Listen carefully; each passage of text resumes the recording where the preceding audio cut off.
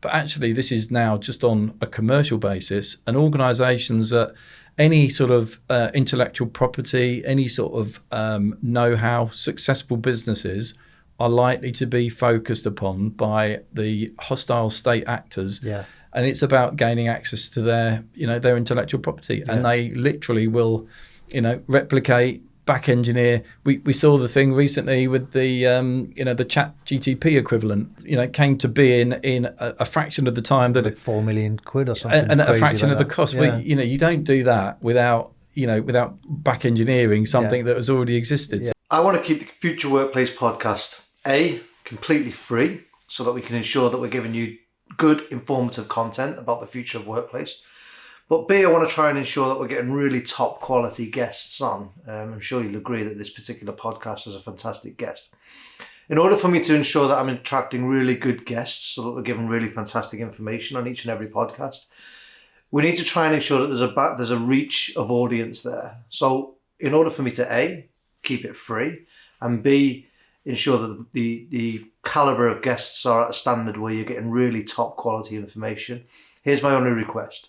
Follow us, subscribe, whatever platform it is that you're watching this on now, press the little button, you'll subscribe, which will increase our audience, our viewership, which will increase the likelihood of us getting really good quality guests on the show and improve the quality of content that we're giving you. So that's it. Enjoy the show.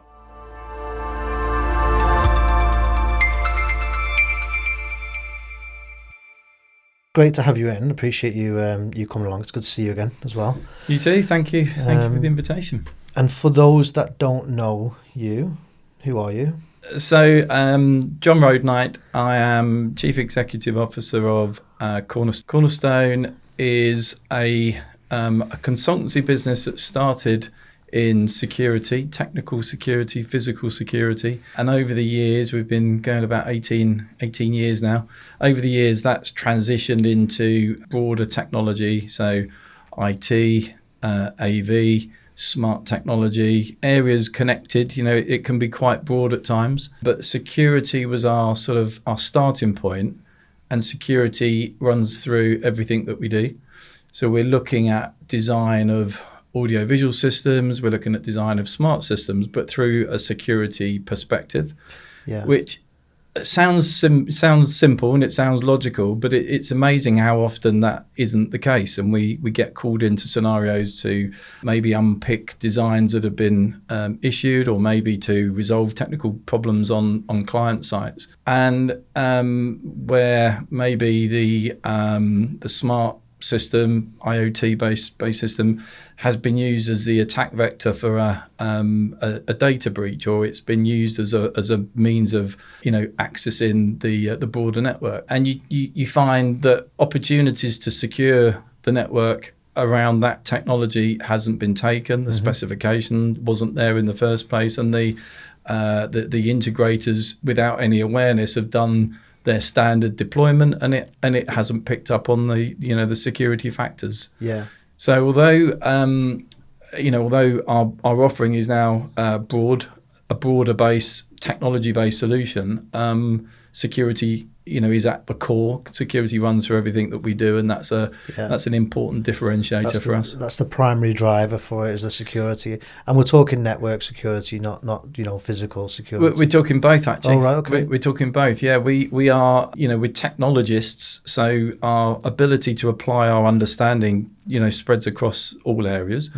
But the physical security systems was actually the starting point. So, access control, CCTV, video management systems, etc. But at the time that we were making a move 18 years ago, those sorts of systems were becoming digital, and they were becoming network connected. It became a very logical move to ensure that actually on the network side, we could sit with our clients and their IT and their network security, their data security guys, and we could operate at the same level. And then eventually that sort of broadened into delivering that capability, in-house and within our team. Oh, brilliant.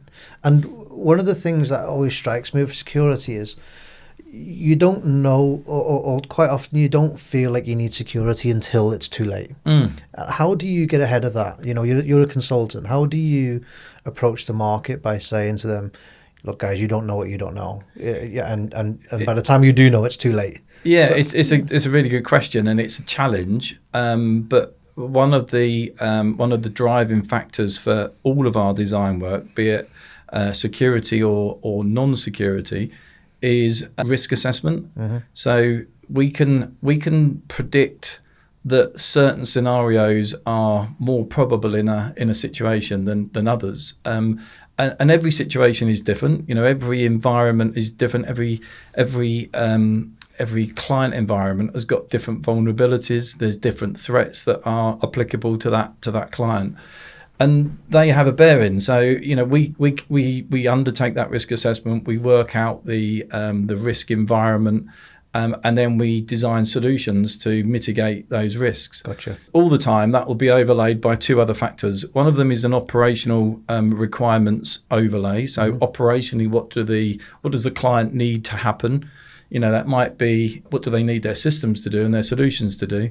But it might also be, what standards are they looking to? What regulations are applicable? What sort of environment? A banking client is very different from an educational client, as an example. So those factors will be called out and pulled into the design process, and then functionality. Gotcha. And particularly around the AV world, the IT world, functionality is a key factor. Relates very heavily to the user experience, and pretty much everything that we do is about that user experience. It has to be, it has to not only be secure and meet the regulatory constraints if they exist, but it has to deliver at the level and be future-proofed as much as possible, beyond that point. Yeah. So there are definitely the traits that we developed in the early days from devising a process that started with risk assessment. It brings into play other things, strategy. Is there a strategy? Yeah. Quite often there isn't. And that's fine. But we devise strategy with our clients. But risk-based design is applicable regardless of what the solution is. Gotcha. And that provides a very strong platform, and it provides a very good basis of governance for which our clients can then articulate that within their own organisations when they're asked, "Why are you doing this?" Why it's important. What's then maybe they're building a business case, maybe they've gone for capital expenditure budget. It provides a really strong tenant to support that proposition, and that makes their lives that little bit easier and gives them a basis on which to ask for the money. Yeah, I use a term quite often, which is a sleep at night solution. So if you've got your IT managers, IT directors, CIOs, etc., the CTOs, how do you give them a sleep at night scenario where they're not worried about any amount of things that could possibly go wrong? And it sounds to me like the security side of things and your consultancy piece is a sleep at night solution. It absolutely is, because we've seen, and the broader experience is all too often the one that you mentioned, after the horse has bolted, where we don't want any of our clients ever to be in that position. We want to be the ones to prevent a successful whatever it is. It might be that it's something relatively opportunistic, somebody gaining access and dealing and taking something. But the bigger, more important issues are the things that are going to create reputational risk for the business, the things that are going to interrupt business. Business interruption events are very painful for most businesses. So, and it doesn't matter what the solution is, whether it's the IT platform. If the IT platform doesn't deliver, uptime and doesn't deliver that connectivity, that's going to interrupt the business, and that's going to be painful. That's going to cost, that's going to cost money. Yeah, or reputational damage. And absolutely, when you think about risks that businesses face, the one area that they all end up in is the reputational risk. Yeah. And that's the one that most businesses, would obviously wish to avoid if they could possibly do so. Yeah.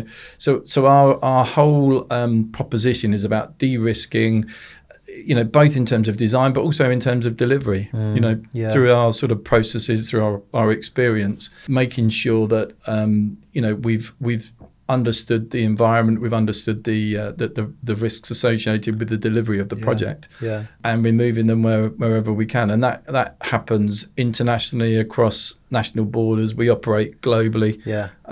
So, can be challenging at times. We've got a design project going on in the middle of the US at the moment, and we're in quite a detailed discussion about local codes of practice for the deployment of IoT products, and it's tough at times to be able to be on top of all of this stuff. But, different geopolitical conversations across different borders, and and budgets and all sorts of stuff, isn't it? It's tricky, it can be tricky, but that's the world we're in. I won't profess to say I know much about the security side of things, and I know there's other things that you offer, which we'll move on to in a minute. But the security one's really fascinating.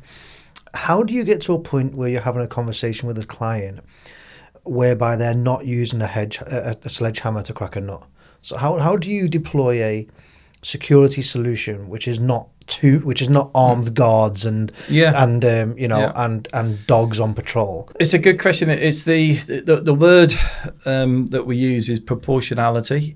So how do we make the solution proportionate to the risk that's being faced? So, and I think there's that is an interesting question, because in our world as designers, so our primary three areas of activity across the different business streams that we operate in, advisory, so advising on risk would be sort of part of that, devising strategy, helping clients sort of pick a path through the maze. Design, so actually designing solutions, and then project managing and delivering those solutions. But we don't install anything. We're not integrators. We are consultants. I assume you put a tender process together for the integrators. Absolutely. Yeah, we'll tender it. We'll take it out to the market. We'll maybe do the technical assessment in the first place and find solutions. We are equipment agnostic. We don't, got no interest really, other than obviously functionality and making sure that it's fit for purpose. So we've got lots of relationships in that world, and we've come from the product world, but we are agnostic when it comes to the technical solution. So it really is all about defining levels of risk, defining operational requirements, user requirements, and then there is a certain amount of, I guess it comes down to professional pride in the sense that we understand there's part of our value proposition is to deliver something that is proportionate, and that is not over engineered, is not over designed, and it's not, but it does the job that it's intended to do, and it's fit for purpose.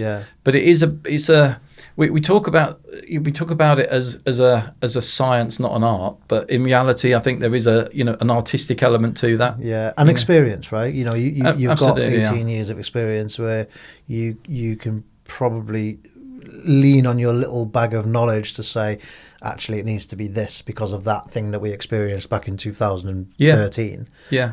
But I'm still struggling to objectify it in my own head, where I'm saying, okay, how do you then measure that that's the right solution? So one of the historic means of doing that was, and again, this does depend on environments, but one of the means of doing it was basing it on potential losses.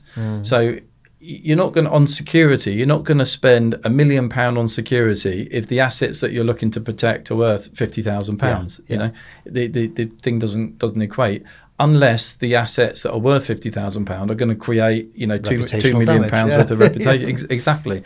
So it's trying to come up with a formula, where those factors are taken into account, and which we do through business impact assessments and through, the other things that we've talked about. And it gives you the ability to say, actually, there is little point in spending beyond this level or going to this physical, these physical protective measures, because in reality, you're not going to get a real return, or there's no, risk is a consequence of threat times vulnerability. Yeah. If there's no threat, then the risks are minimal. Yeah. If there's no vulnerability, you can have a very high threat environment, but if you're as secure as is possible to be, then there's no point in spending any more money on security. So it's assessing that, making an informed judgment based on experience, based on the formulas that we have, that we've created, and then applying that in an enterprise environment. Again, in different environments, regulations can drive, measures can drive solutions. Might not fit into that model that I've just talked about. You might need to spend more money to comply with your regulatory environment. 27,000, whatever that one is. Yeah, but in certain areas, banking environments, as an example, in payment card, the payment card industry standards stipulate a level of identity management through the processing of the data. So at the end, where the data is held, and in the data center or within your facility, a level of security, access control, video monitoring, movement sensing, etc. A level of that is stipulated and drives a level of cost. So there are lots of different factors, and in different environments that changes. But there is a method of coming up with a number or with at least a range, to say that this is within the realms of proportionality, whereas this might not be. Yeah, no, that makes sense, and that's like you say, the 18 years of experience as well probably goes a long way to objectify that. In reality, within the Cornerstone team, we've got a very, very broad array of experience. So as a business, we've been in existence for 18 years, but prior to Cornerstone, my business partner Narinder Dio and myself had an integration business. Yeah. So we were, poacher turned gamekeeper in the early days. Brilliant. So we're bringing that experience to play as well. And then across our team, the senior team, and also throughout the technical teams, there's similar experiences of people that have been in integration environments, people that have been in deep level engineering design roles. So there's a lot of different factors that get brought to the table, including some military and government security backgrounds in there. So we're coming at it from a very broad sense, or a broad perspective, and that gives us the ability to make a proper informed decision. Yeah, that's fantastic. What are the biggest security threats at the moment? Again, I'm talking really layman here. You always see these. This is the latest fraud that's being attempted, where somebody will WhatsApp my mum saying, "Hi, it's your oldest here. Can you send me some money? I'm stuck." In our world, what's the biggest trending security threat? Yeah, it's very much specific to the environment, but the things that we're seeing a lot of and have been for a while now is the focus on operational technology. Mm-hmm. So the back end systems that are controlling buildings and controlling facilities, that within them, whether they're IoT or network connected, but they come through an industrial development process rather than consumer or other background. And some of that technology hasn't had security built in it from the offset. Some of that technology has come to the market all about functionality and all about enabling something to happen. Some of it's come to the market very quickly, certainly on that, on the IoT side, and where there are secure protocols that could be used. there's non-secure protocols as well, and it's a little bit of a lottery as to which way round you get them. So the OT focus is about data hostage it's about the ransomware type activity, infiltration of the corporate network, and that can happen physically as well as logically. So it can be about somebody gaining access to the facility to get access to some hardware, or maybe just get access to the network. Yeah. So there's a bit of a complex environment there that can result in IT, OT being a focal point for for people that want to do that. It's also sort of pretty stuff. scary how easy it is as well. Exactly right. It's, and again, I don't profess to understand it fully, but goodness me, it's scary how easy it is for people to get into these systems. It's one of those, I think we're improving, the government have put an awful lot of emphasis. There's lots of initiatives around, education and developing an understanding. And, lots of organisations are doing a lot to culturally improve the understanding about security. But absolutely, it is scary, and it's scary how low the level is set in lots of environments. We still see environments that really shouldn't be in the place that they are, but they haven't unfortunately applied the lessons that have been learned over the years. So, so it can be it can be difficult, but information, there is a on the UK National Risk Register, we are the focus of hostile state actors.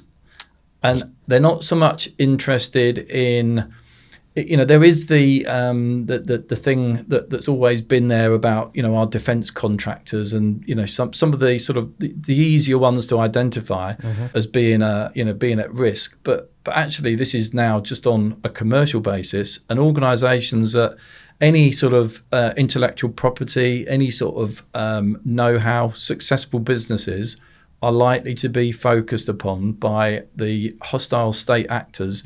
And it's about gaining access to their intellectual property. And they literally will, replicate, back engineer. We saw the thing recently with the, the chat GTP equivalent, came to be in a fraction of the time that like 4 million quid or something. And a fraction like of the cost. You don't do that without back engineering something that has already existed. So they've managed to sort of to gain access and do what they needed to do. That thing is happening on an industrial scale. Literally, it's our industry, our commercial our commercial savvy is being extracted away from us, and it's something that all businesses should be aware of. And it's not so much difficult, but lots of people are not aware of the issue. That not everyone is aware of that threat until the evidence is provided, and then they see this podcast, and then they go, absolutely. So you've got an office move. Let's say an IT director or someone of that avatar. They've got an office move coming up. When would they bring you into the conversation? We always say as early as possible, because the earlier we're engaging, the earlier we're sort of talking, the earlier we can start to influence the way the design is developing. And design is a process. Design doesn't just happen as a one-off thing. It's a process that happens over a period of time. If you look at the Royal Institute of British Architects delivery process, it's got 7 stages. It's got 3 design stages. It's a process that needs to be done in a logical order for it to be effective. So the earlier we get engaged, when we're REBA stage 0, REBA stage 1, where we're being able to influence, maybe even influence the location of the facility. One of our big tech clients we provide a service for, where we are regularly assessing locations that they're looking to build a facility, and in amongst all of the other services. So it's not just not purely a security IT type environment, but that's a driving factor in their decision making. and they will decide not to take a site because of some of the factors that are being brought to the table. So that's a very early engagement, but it influences the success of the end result by getting rid of sites that would be difficult to operate within. Yeah, and there's lots of different stakeholders involved in those REBA stages, and I know we talk about it all the time on the AV side of things. As an integrator, we always feel like we're in too late. When they got the architects to put a nice design together, and you've got everything else is in, the infrastructure's all in there, and then they go, okay, now we need to make meeting rooms, collaboration spaces out of that, and you there's a lot of that challenge around how do we get in earlier on the REBA stages. Actually, whilst we're on that point, for those that don't know, what are the REBA stages and what is involved in each stage? The early stages 0 and 1 are all about strategic definement. So it's trying to work out what the project is going to entail, what needs to be incorporated within the project. REBA stage 2, 3, and 4 are design stages. Mm-hmm. So concept design, design development, spatial deployment, I think is the term.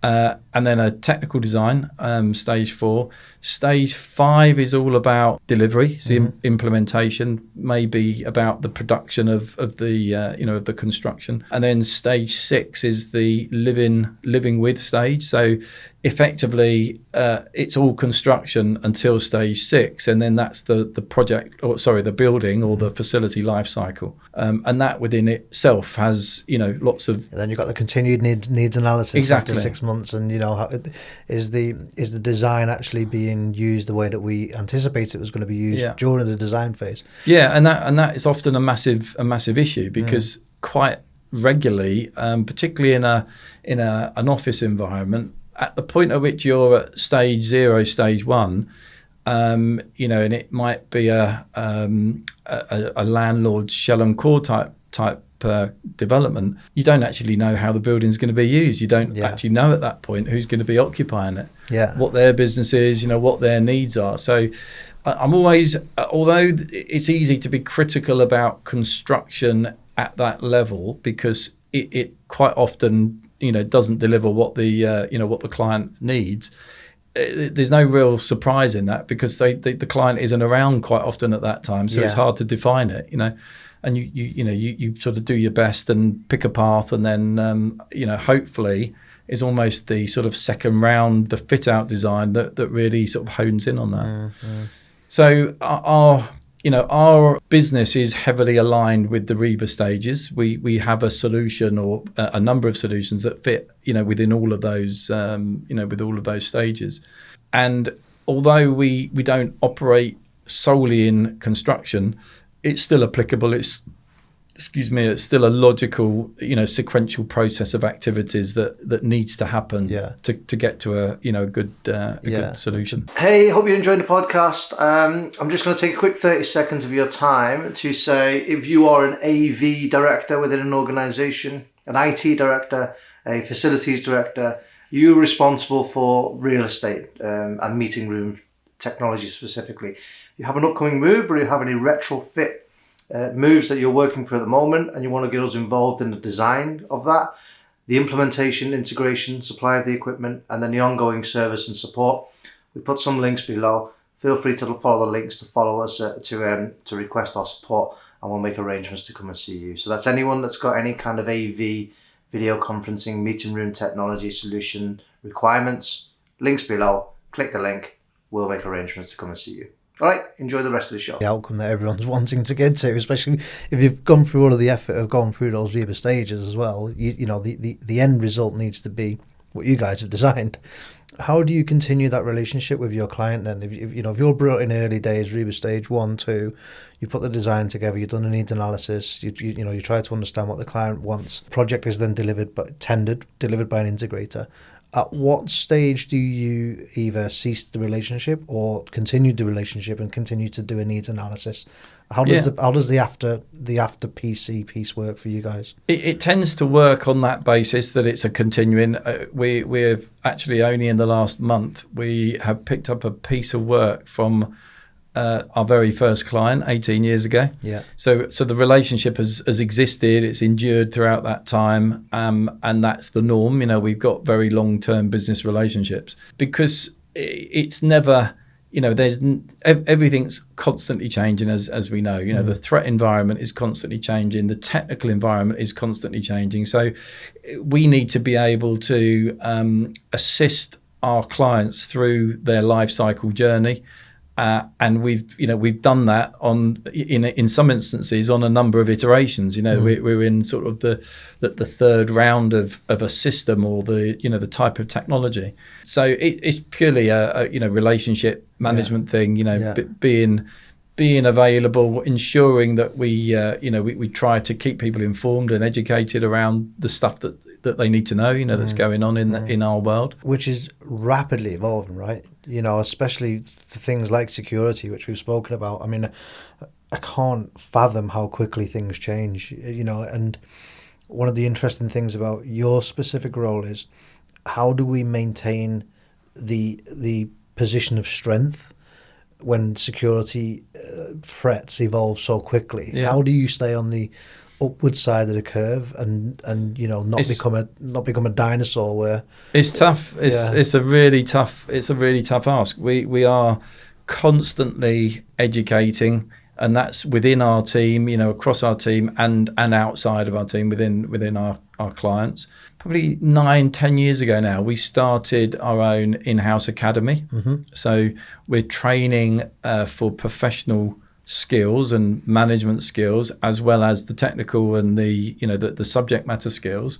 But it's a tough gig because it's constant and it's fast as well.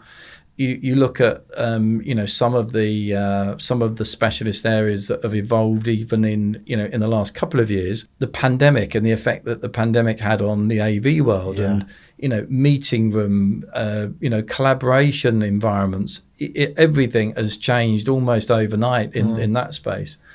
And I think that there was a tendency. Lots of people went down the road of we've got to do something quick. It was a real sort of pace that people moved at, and that brought the sort of plug and play type approach in, and then people realise that actually, but that nothing integrates, nothing connects. It's a bit clunky. It doesn't quite do what I need it to do. Or we see this. I was talking to a client the other day, and in an office environment with a headset on a Teams call, the microphone wasn't noise cancelling, so I'm overhearing a conversation that I really shouldn't have been overhearing going on next door to the the individual that I was talking to. I made him aware of it, and not the end of the world, but it's just that sort of, it's easy to get it right if you specify the right equipment.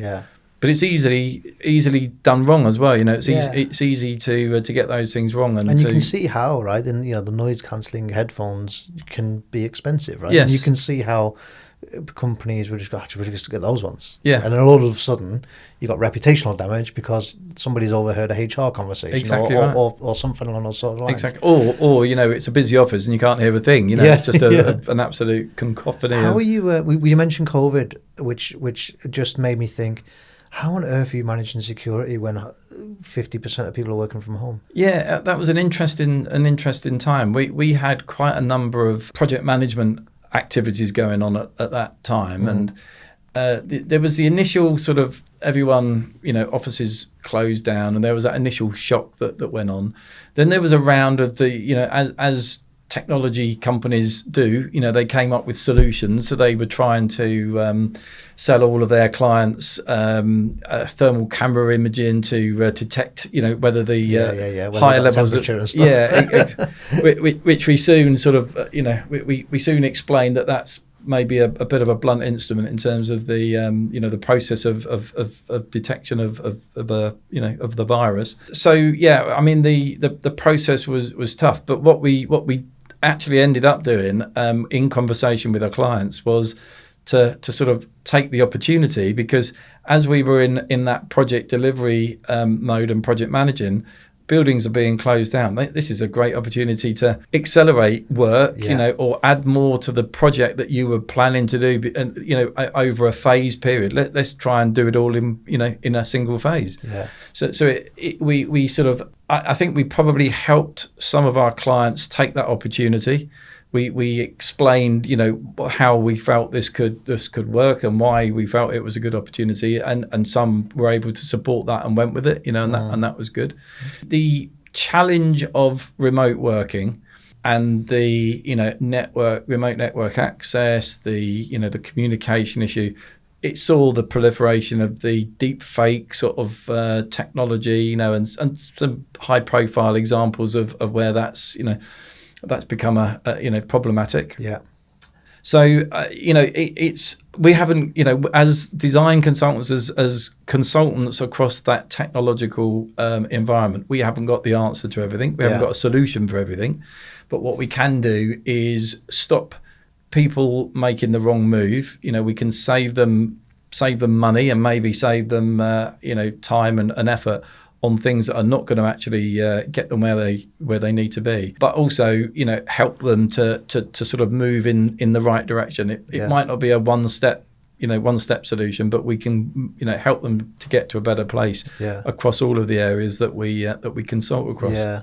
And who is that person? What's the avatar for your business? It can be again very mixed. A lot of our engagement is end client, so we do a lot with across a range of sectors. We're very heavily involved in the data center world. We do a lot of activity globally in that data center space, and that's across strategy, risk assessment, design, and project delivery.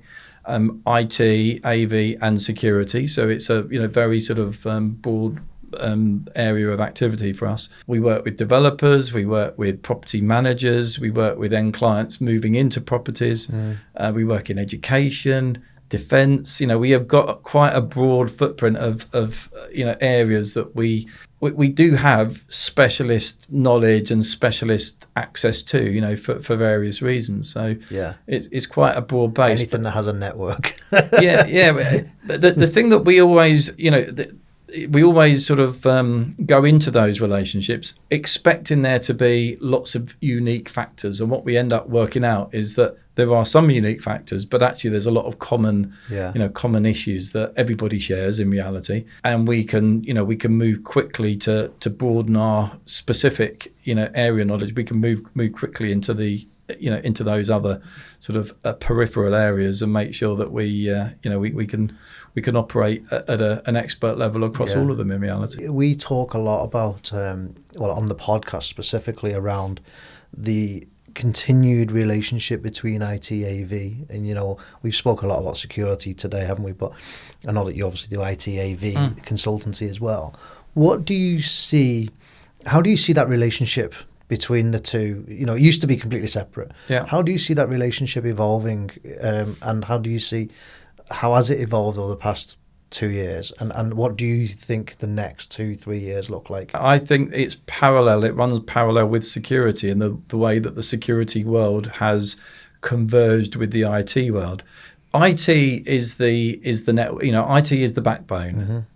Everything is going to make use of that backbone to get the to facilitate the purpose of the system that's sitting on this on the backbone. But what we've seen in security is that the IT world, obviously, because they knew about the connectivity piece, they knew about the communication piece, felt that they knew about security. And we saw very quickly lots of security designs that missed the mark and that didn't actually hit the mark. And I think we've seen a bit of that in the IT AV world. I would agree. Where the IT guys went down a plug and play route, thinking that it's only IT, it's only something we can plug it to the network, we can make it work, and have soon realised that. Oh, okay. So there is a reason for these AV specialists. It's not just a screen on a wall. No, exactly. And I think maybe sometimes you've got to go around these little journeys to realise that specialist knowledge is it's valuable and it serves a purpose. and there's a reason why it exists. There's a reason to tap into it, because it does stop you, getting into this, lack of interoperability or lack of connectivity. It's the stuff that makes the user experience, less, less successful. Yeah. Are the reasons that the AV specialist is definitely necessary in addition to the IT specialist. Absolutely, yeah. And it's exactly the same in security. Those things they're symbiotic, but one doesn't replace the other in my view. Yeah, they're all part of the puzzle. You need them all to be able to, to be able to put a full puzzle together, really. Yeah. I can say that in our, with our offering, because even within Cornerstone, we don't have many people that have got literally all of that whole breadth of skill. We've got guys that are really strong in security, really strong in IT, and then we've got guys who are really strong in AV, really strong in IoT, maybe smart. But the combination, I think it's probably just too much for there to be anyone with all of that knowledge. And it's always evolving. We've only just mentioned a minute ago, how things evolve just from COVID, and it's technology, right? How old is your phone in your pocket after 2 years? Yeah, it doesn't hold its battery half the time after a couple of years. And the way things are moving, the improvements on the on the sound distribution, the improvements on the on panels, screens, how that's going to move things on.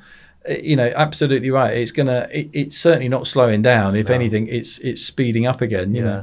And it's gonna continue in that direction, I'm sure. Are you seeing much in terms of the return to office? We saw the drop off. We experienced the drop off. Within the business. But what we've seen through our clients is their sort of tactics, I guess, to attract people back. And amongst other things, making that workspace a more comfortable, a more interactive, automated, a place that people want to be, and people are happy to operate within. I think that's part of the sort of the tactics that are being used to attract people back to the office.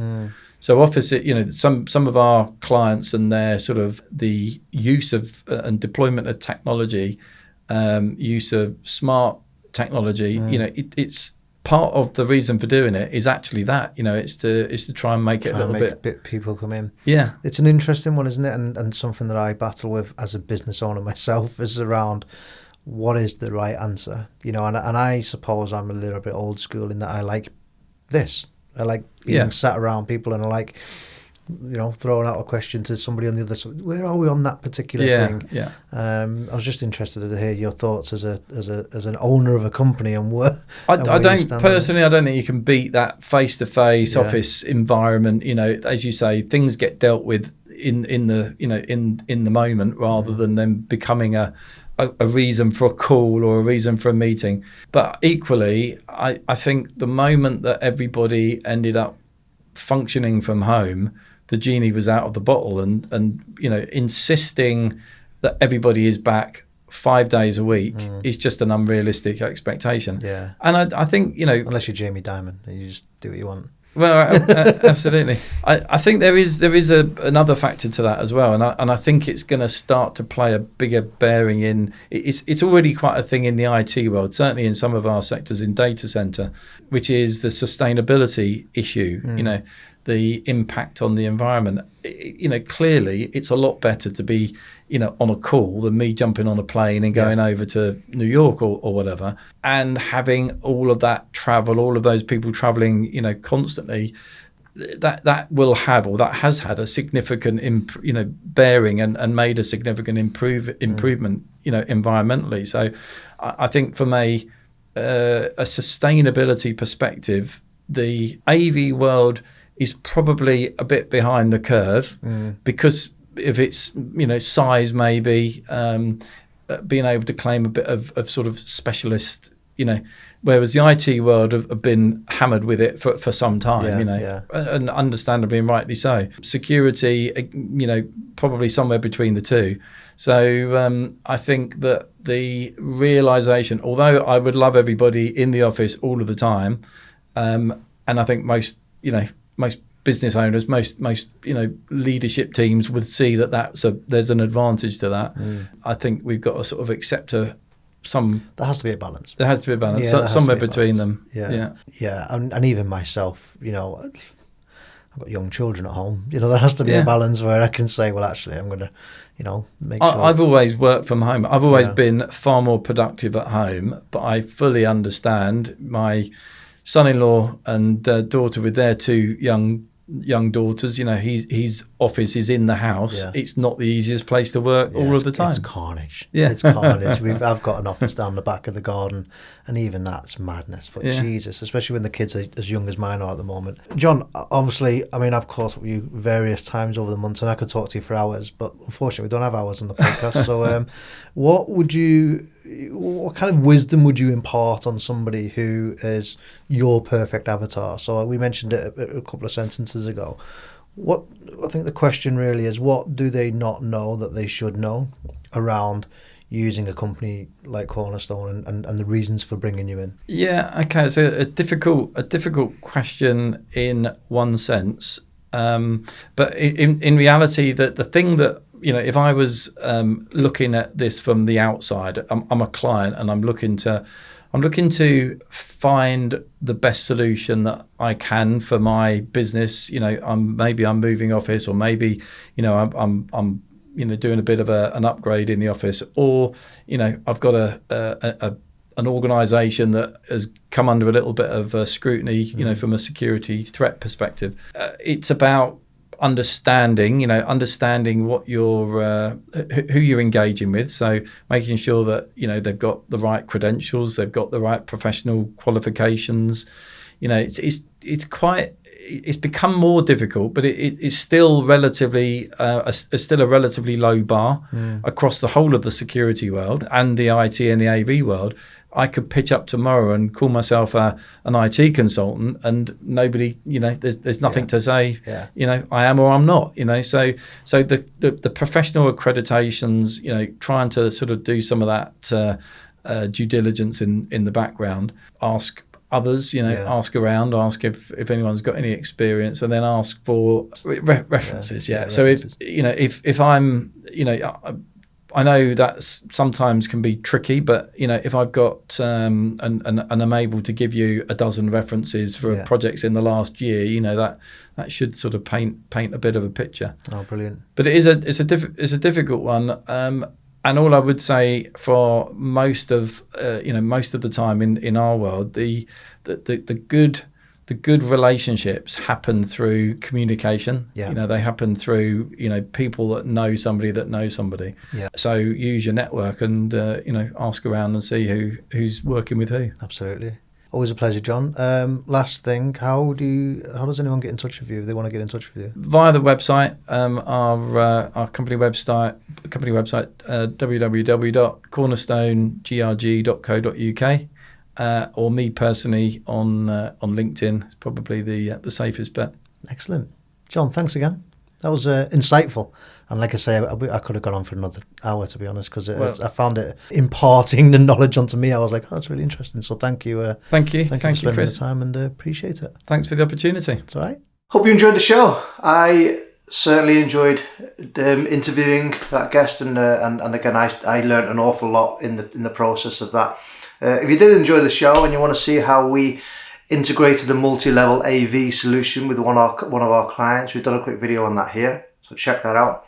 That just talks through how we put together project teams for a multi-level AV project that we delivered. And again, if you want to contact us for any reason, we've got some links below. Feel free to follow the links. One of our team will be in touch, and we can make some arrangements to be in contact with each other. Glad you enjoyed the show. Don't forget to like, subscribe, and check out the next one that's going to be released soon.